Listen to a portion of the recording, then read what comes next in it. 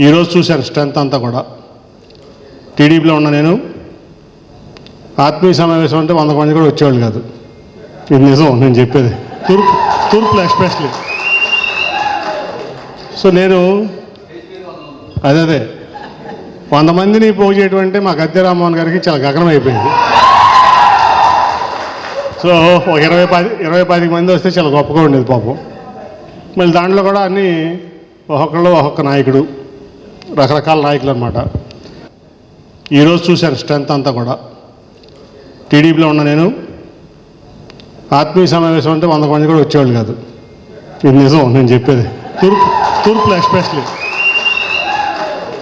So నేను అదే 100 మందిని పోగు చేయడం అంటే మా గద్దె రామ్మోహన్ గారికి చాలా గగనం అయిపోయింది.